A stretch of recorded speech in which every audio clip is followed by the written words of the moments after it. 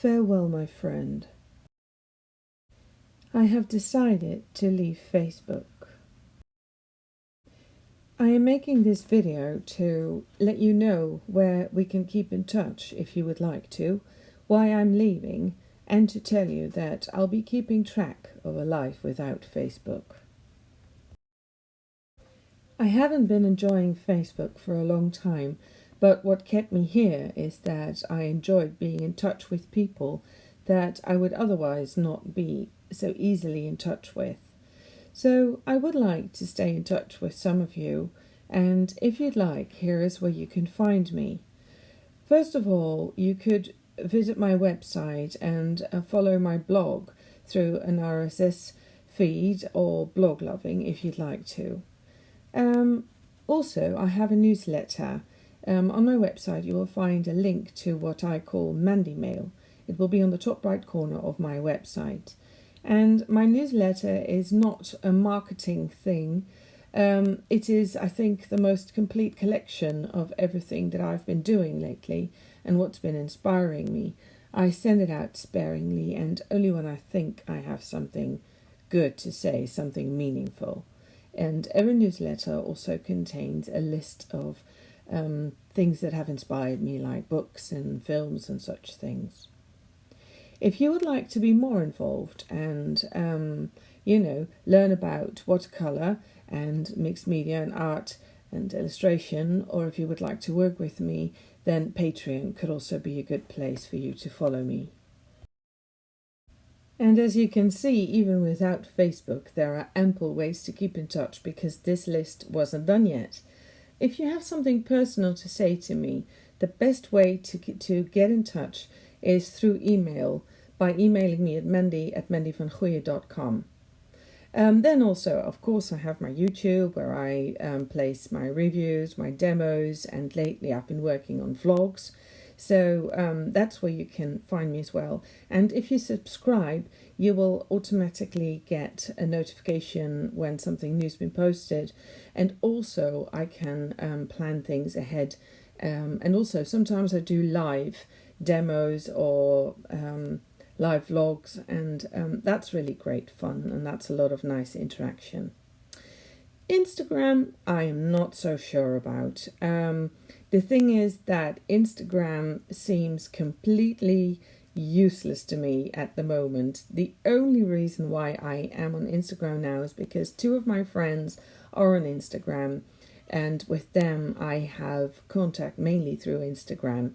But I'm going to see if I can get them to perhaps try another way of keeping in touch, because Instagram doesn't share my posts a lot, and sometimes not even at all, unless I pay for views. Somehow the mothership Facebook thinks that I am a business in capitals or something, and they do not really like sharing my posts. So what am I doing there? I don't know. I might be away from there very soon. The most important thing I wanted to share in this little video is how we could keep in touch if you want to. But the other thing I want to tell you is why I am leaving, because I think it's an important message, and if you don't want to hear why, then you could just end the video right here. And if you do want to listen to the reasons why I am leaving, then I would like you to know that my leaving is a personal decision, and it's not my index finger telling you what I think you should do.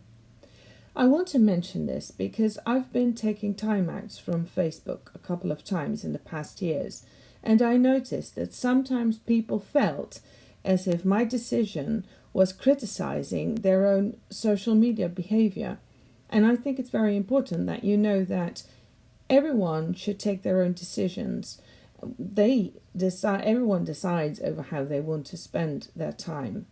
Well, this is my personal decision, and I am sharing why I am doing it, not to convince you should follow me, but because I know that some people feel the way that I feel about Facebook, and I know that I felt a lot of support in listening to people who took the plunge before me, and I thought, well, maybe I should pass that on, and well, If it fits for you, it fits, and if it doesn't, that's okay too. So now we get to the reasons why I am leaving Facebook. It's a difficult decision, I have to tell you that. I mean, I work from home, so I'm alone in my own home for most of the days.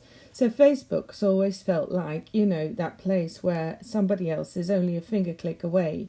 So I never thought about this lightly. Also, I've moved across the country a couple of times, which is why a lot of my friends live very far away from me. And for that, Facebook seemed the ultimate way to keep in touch.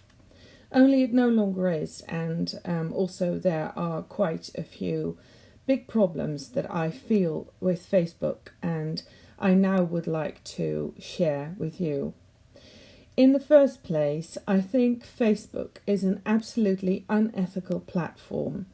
It started off as a social network, which was what I loved about it. It was so easy to keep in touch with people. If you were busy and if it was too late to call someone, you could just do a quick chat. You could post some pictures. You could still share your life. That's what Facebook, that's where it stole my heart. And that's what made me so loyal to it. But then it turned into an ad machine, and its algorithm structure has feedback loops. And the feedback loops, they favour hate speech, fake news, and everything that makes people feel worse. The thing is that these feedback loops are getting more feedback from people responding to negative input than positive input. So the thing is that Facebook has tried to do less of that, but it turns out that people spend less time on the platform if they felt happier and more optimistic. So Facebook turned that back and went back to the negativity feedback loop. There were a lot of comments about, on people by people about their timelines turning so negative. So Facebook's decided to now favour groups. And in these groups, these people that are in there can do hate speech, can spread fake news and all kinds of, rallying, aggression, etc., without being controlled by society, because nobody else is looking. So there are so many people from across the world who are amplifying their negative behaviour, and that it's growing boundlessly, and there are consequences. There are very big consequences, like in Myanmar with the Rohingya. Facebook's played a massive role in that. We know that now. And even, there have been cases where people got murdered or beat up because of such hate growing on Facebook. And I hate that. I don't want to be a part of that. Also, with the spreading of fake news, and it's been, with the political situation in the US and with COVID, those have been perfect situations for people to start spreading, disrupting news. And there's even, we know now, that there are governments from, other countries who try to destabilize the Western world that way. And what happens is that a lot of fake news gets spread by these troll factories. And the very difficult thing about it is that I know quite well how to shift real news from fake news. Generally, sometimes I get taken by surprise, but mostly I manage to filter it well. But now that with COVID and everything, some people are very unhappy about the entire situation. Some people are hurt in the purses. And I see that really intelligent and really nice people are beginning to believe all kinds of fake news. And that really breaks my heart, because that's going to have a massive impact on our society. And I don't want to stand by and watch anymore. And I also don't want to play a role in that just by being here and supporting the platform. What's very important to know is that this negative side effect is intentional. It's not by accident. When I read the book Zucked, that was dealing with this problem, The writer of that book suggested that Facebook never set out to be this way, that this negativity was not the intention of the platform. But there is a new book. It's An Ugly Truth by Shira Frenkel and Cecilia Kang, two journalists who did very thorough research.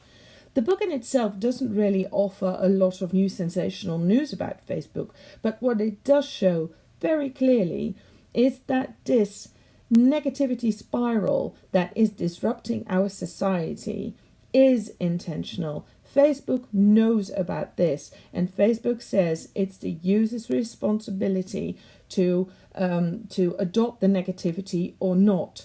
What they fail to see is that they have a big responsibility in this. Their only concern is to keep people on Facebook for as long as they can, because the longer we are here, the more ads they can feed to us. And that is the only thing they are set out to do, because that's how they make money. And the thing is, they keep us here by feeding us negativity, because we get more involved when we see negative things. But just imagine, you go over to your local baker's to get a bread, and your baker wants you to buy another bread, and then he beats you on the head with a stick bread. Would you then buy another bread? Well, that's how Facebook works. They want you to stay here, so what they do is they keep beating you on the head. So I'm sorry, but I'm done with that kind of behavior. And of course, there is the whole data thing. I mean, it's no news anymore that Facebook is terrible with our data, and it will sell their own mothers if they have to. And the thing is, our data is collected, sold, and used by who knows for who knows what. You have no idea. We are training artificial intelligence with the things that we do, and of course this happens all over on the internet. But the thing is that on Facebook we share a lot of private things in our chats and in our posts, and Facebook has got a big pack of information on us, and I no longer want to provide any more data for them to sell and let other people use for who knows what. Well, next to these big objections I have to the platform itself, there are also a couple of personal reasons that I'm leaving Facebook for. My timeline, I feel, is very depressing. I find very often it's a war zone full of raging opinions and arguments, name-calling, fake news spreading, hate-mongering, animal cruelty, and lots of posts by people I don't even know, that I've never befriended, and I sometimes really don't know how they got on my timeline. Facebook just knows what gets under my skin, so that's what they will give to me. Very few of the posts on my timeline are really social anymore, and hardly are by real friends, if at all. And I find it very depressing. Every time I leave the platform, I have a brick in my stomach. Also, a personal problem is that no matter the amount of followers that I collected over time, few get to see my posts. And that's not just a personal problem, this happens to everyone. And even if my posts get seen, it's just quick scrolls. The interaction about my work has minimized. In the earlier days, people would comment on it, there would be questions and everything, and now it's just a like and that's it. What is the use anymore? And do we even really like the things that we like? Sometimes I feel that we only like because we want to sort of acknowledge the other person, like I've seen you, without really liking what they have doing, or without even really seeing what it was. Then finally, or not finally, but the last personal reason is that Facebook is an addictive dopamine generator. They want to keep you here as long as possible, and with all the negativity and with all the impulses they give you of new messages, blah blah, they are generating dopamine in your head. It's addictive to get these dopamine shots a few times a day. And how do you know? Well, if you keep doing something you don't really like, then you know you're talking about an addiction, not about something you like doing. And personally, I don't really enjoy feeling like I'm addicted. Another personal reason is that I found that Facebook is more of an illusion of connection than a real connection. And what I found is that in thinking about this long and hard, is that by having the illusion of connection, I have felt that it wasn't necessary to seek more real connections in real life. So I've always just, sought my refuge in the finger click to just get in touch with someone for a very quick chat or something, rather than going out into the real world, meeting real people. And then finally, another personal reason why I am leaving Facebook now is that using Facebook, and this also applies to Instagram, but to me less than Facebook, but it shatters my focus and my personal flow of inspiration. When I wake up in the morning feeling like making a great painting and I have all these ideas of what I wanted to do, and then I open Facebook and then it's gone because Facebook just draws my attention in, especially with all the negativity, but also sometimes with really positive things that I get to see somebody else's art first, and then I get distracted from my own, flow of inspiration and my own ideas. So I want to stop that and see what happens with my work the moment I use my focus for my own work instead of giving it away to the world. So as I said, I don't take leaving Facebook lightly. In the first place, I am quite afraid, what will happen, whether I can deal with the emptiness that will come. But also, I have taken timeouts from Facebook for about 3 months every time. And I know now that something is ahead.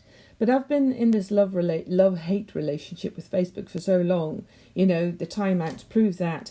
But also I wrote a couple of articles for Medium in which I talked about my personal issues and some of the ethical issues I felt are attached to this platform. But the time has come that if you want, it's just a bit odd. If you want something to change, then you have to be the change. So if I want Facebook to change, and if I want my own mental situation to change, my focus, then I have to be that change. I can't expect things to change without changing it myself. But there are some challenges ahead. From previous timeouts, I know that, the dopamine addiction is a real and physical thing. I've seen a couple of interviews with, I think, psychiatrists, doctors who said, well, the dopamine, that is a physical chemical in your brain. And if you stop using Facebook and social media, you don't get the dopamine shots. And that gives you a cold turkey. Well, not as strongly, of course, as when you use other drugs, but still there is something happens. And I've experienced that a couple of times. For 2 weeks, there was a huge fatigue. I think in the first place, when you can reach out to Facebook all the time, you don't really feel what's going on in your body. And I also think that sometimes we do reach out to the social media when we really are very tired and should take a little time to rest. But when we turn off the social media, we have no choice but to feel what our body is saying to us. And also the dopamine, the lack of dopamine, that creates fatigue. There was also restlessness, nervousness, anxiety, and headaches. But if I stuck with it, then after 2 weeks, there was an undescribable amount of peace and space in my head and a focused mind. And right now, when I read a book, I feel restless and I constantly feel like I should be taking a look at my social media. I should be doing something else, or I should be creating something to show on social media. My mind is never really in it anymore. When I took my time out, after 2 weeks, I experienced a perfectly focused mind, and I enjoyed such things as reading a lot more. And what also happened is that because there was nobody there, just one finger click away, I had to look people up. And that turned into quite a few dates in my diary every week. And I was actually enjoying myself more with my friends. Another challenge is that I will have to find new places online and in real life to share my work and get in touch with people about my work. I have to admit I've been a bit lazy in that field, and I have relied too much on social media and on my online presence. So it's about time I shake things up. The final challenge, and this is a big one, is that your fear of missing out, my fear of missing out, needs to be turned into the joy of missing out. And that's where I have to tell myself over and over again, yes, there will be things that I'll be missing.